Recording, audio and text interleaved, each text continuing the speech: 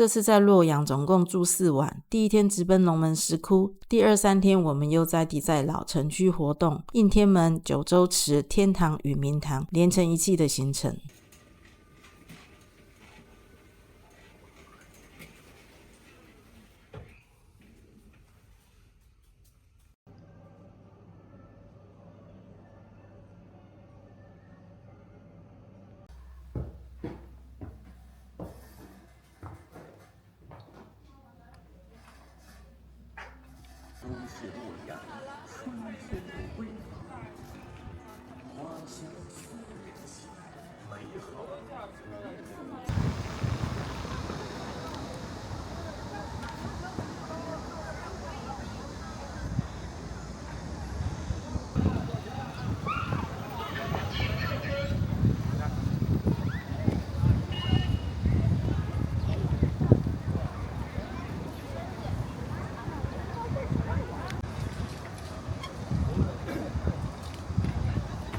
主人他在那边看谁，看他的书简。洛阳有一句老话，早起1碗汤，神仙也不当。要拉一点点呀，拉一点点就好，不是拉一点，一点点。少辣少一点的意思啦。对，一点点。对，一点再少一点。可以了，可以。清汤。清汤。我们和河南大妈的沟通真的是七嘴八舌。洛阳牛肉汤的点餐是直接选8元、10元、15元或是50元分量的牛肉，我们点了1碗15元的。2块，跟那边里面不。依照昨日司机大哥的建议，舀汤时一定要记得说要清汤。15块的，看一下这个分量。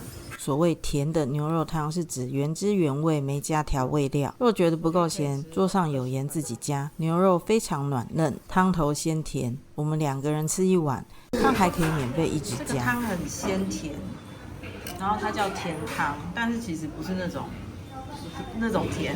然后他就说要自己再加盐，它其实就是很清爽那种鲜甜味。超大根的葱。很好吃。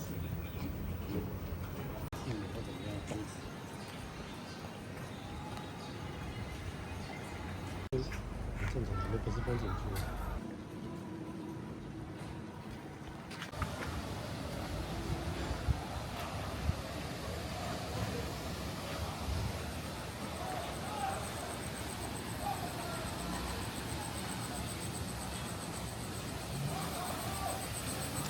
整条街都是民宿跟汉服，在修路啊，但是我要来吃这家哪里？这家蜜糖。我在开过去。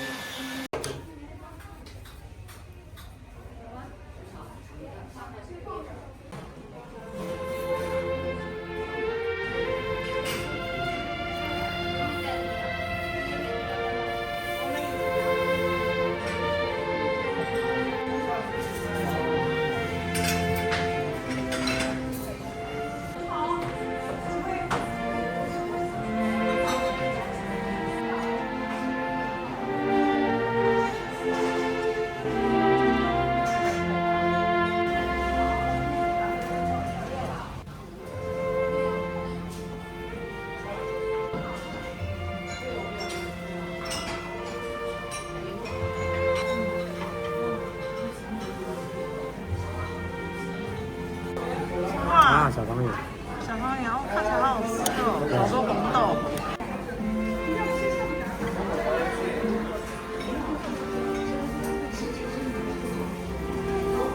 哦，我的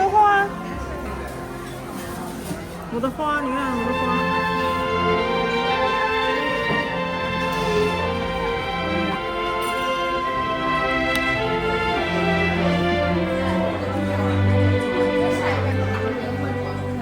你就跟大家说我穿越。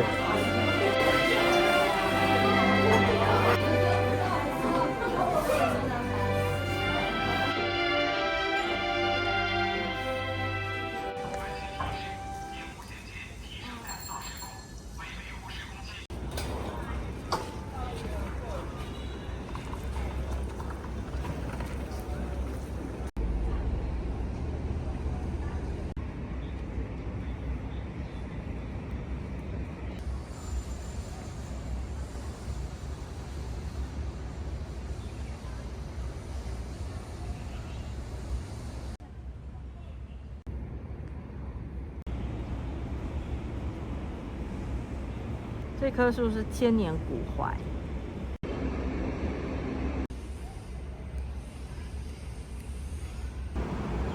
不要多嘴哦。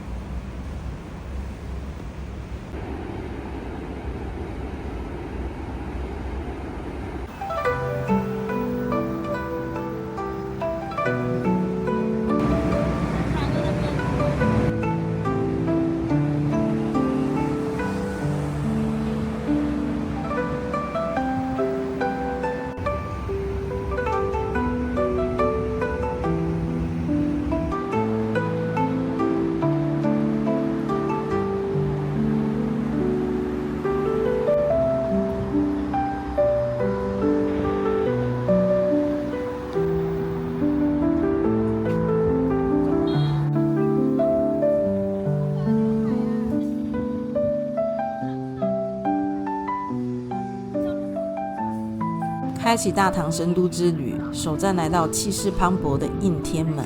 应天门最早建于隋炀帝大业元年，是当时隋唐洛阳城宫门紫微城的正南门，它有着天下第一门的称号。建筑形式叫做两重关三出阙，两边延伸出来的城楼就像是巨大的双臂一样，将整个广场环抱起来，在当时是最高等级的皇家礼制。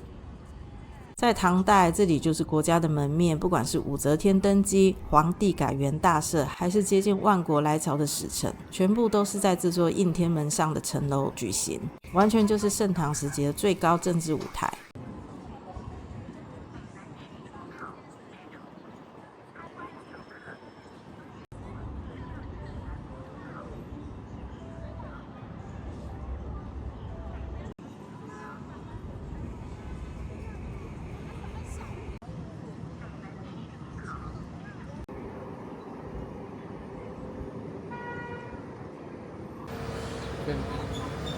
先躺。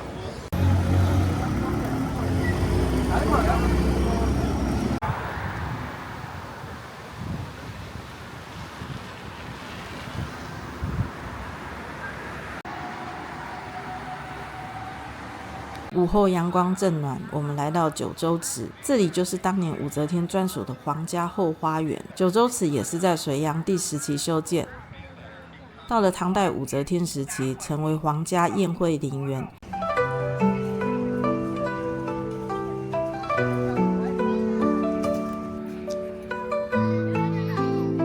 九州池，武则天时代的皇家庭园。看这后面这个洛阳的这个房子这么高。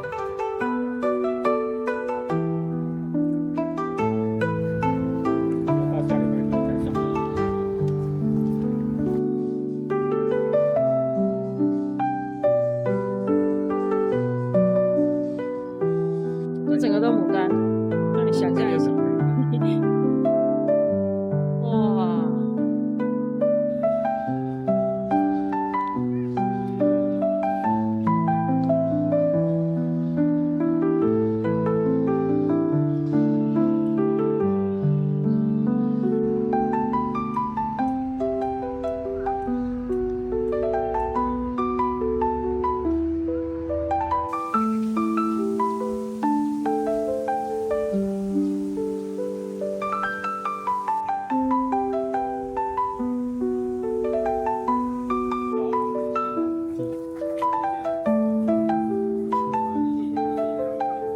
表演的武士嘛，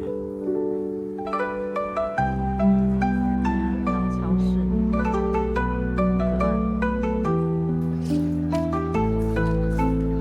九州之名来自当时池水设计，汇聚了天下九州的水景特色。我们也见到了池面水雾氤氲，水汽缭绕，你想把它弄得很仙气这样子。原来这是人工喷水器啊，搞得非常的壮观。虽然因为太人工而觉得好笑，但是真的还蛮美的，也衬托重建的陵园，复刻唐时的大气又精致的布局池畔。这里也已经被拍照的古装美人包围，全部都在摆拍。近日神都演武，我方军事被派出许多，现下军中人手不足啊。今天游客少，非常多，真的很开心。今日最重要的任务，便是巡视九龙池，守护九龙池的安全。众将齐心！众将听见，你在笑什么？开始巡逻。花熊，好威武哦！打我很响，很笑。我也觉得就挺可爱的。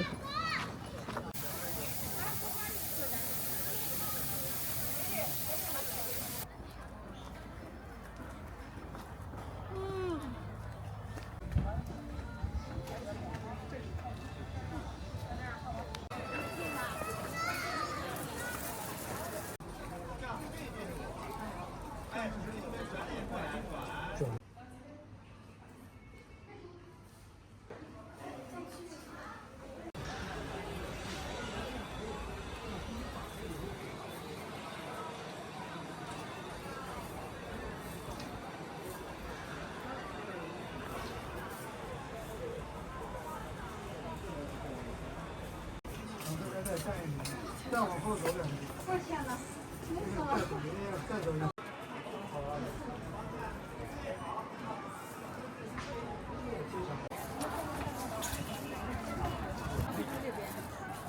它这个房檐跟那个楼子。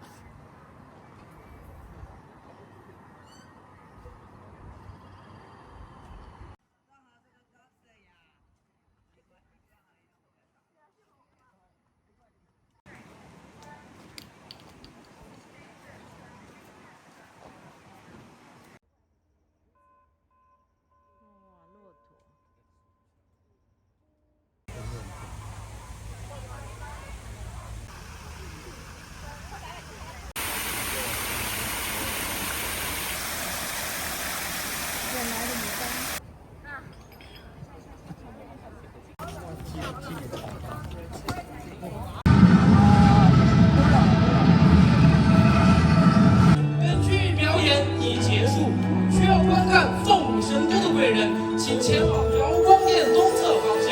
夜色降临，我们循着光走向天堂明堂，那里是当年武则天登高临阵号令天下的所在。如今重建的金顶在灯光下闪闪发亮，那个将自己比作日月的女人，真的照耀了一个时代。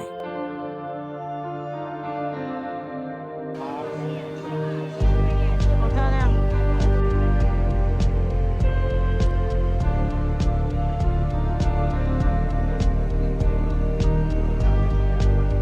明堂建于武则天垂拱4年，西元688年，当时称为万象神宫。这里是武则天登基称帝、接见外国使臣、举办国家大典的绝对之所在。当然，现在的建筑都是建在原址上的保护展示建筑。历史记载，原本的明堂是一座高达80多公尺的超大型纯木造建筑，华丽至极。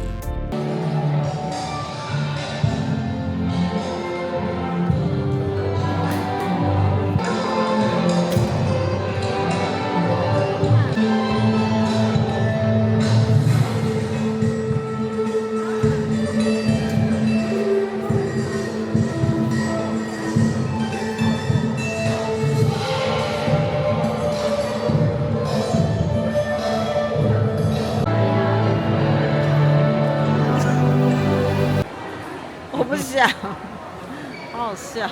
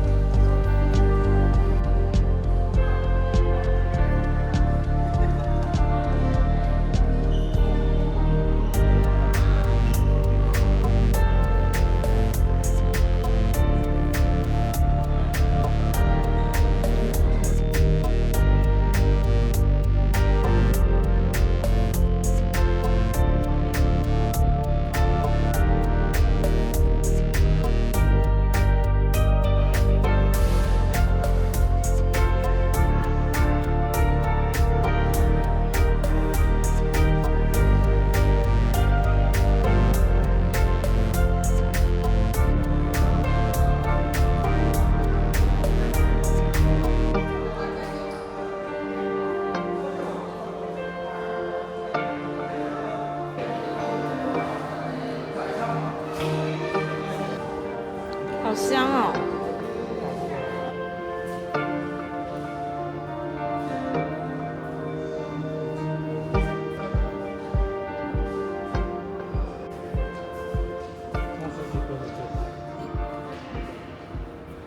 在明堂旁边这座高耸入云的塔形建筑就是天堂。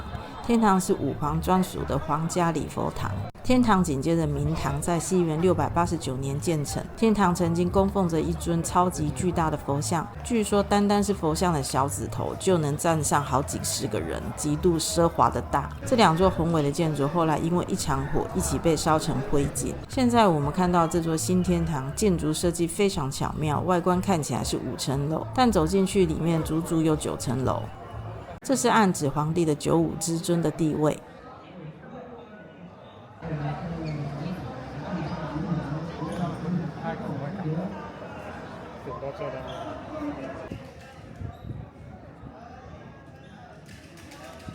内在装潢金碧辉煌，展示佛教艺术。有趣的是，我们可以一路直达顶层，站在高处俯瞰整个洛阳市区的风景。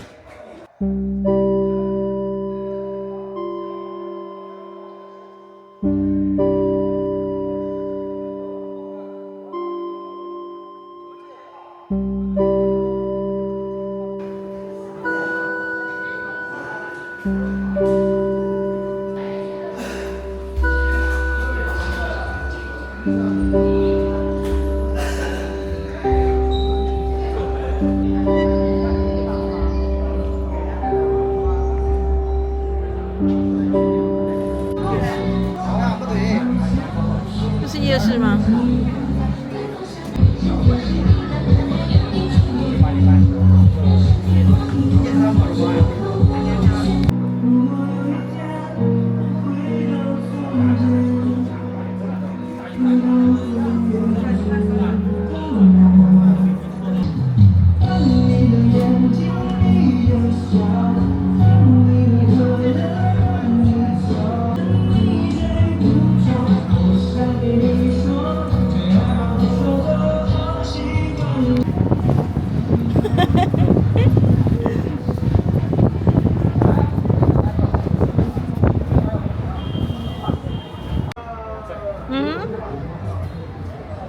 就是绕一圈的，我就绕一圈。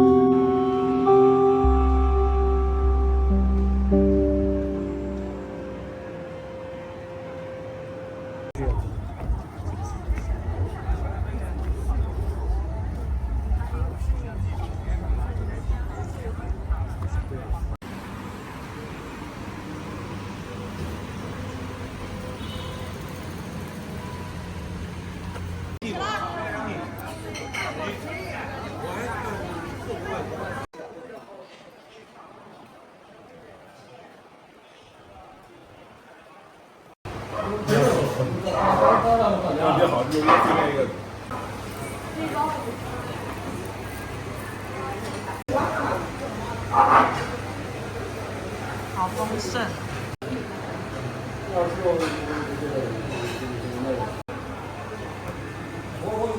造假。反正女生反正太去确实要。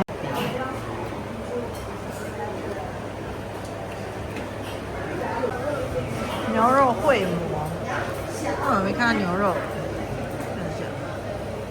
啊，这就是哎呀，不错啊。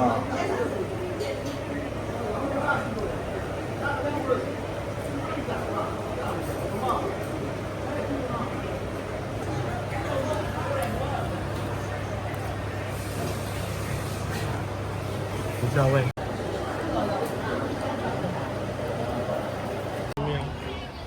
我来看一下我们杜汤子。这款上过国宴的这款，就它相差的距离也就是20公里。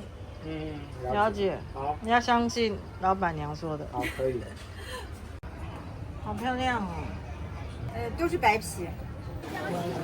你的那个蓝莓还做三明治，要不要做三明治？做三明治的是一张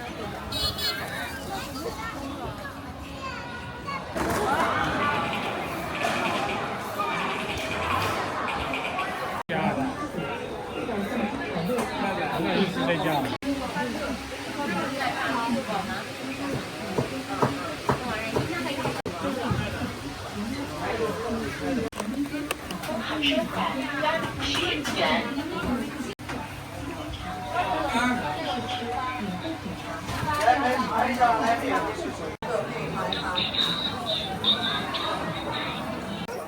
仙女装梨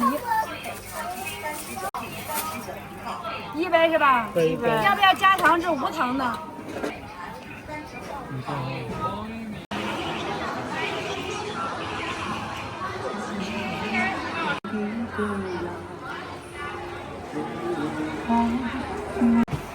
牡丹花果茶要吗？10块钱1杯，第2杯单价。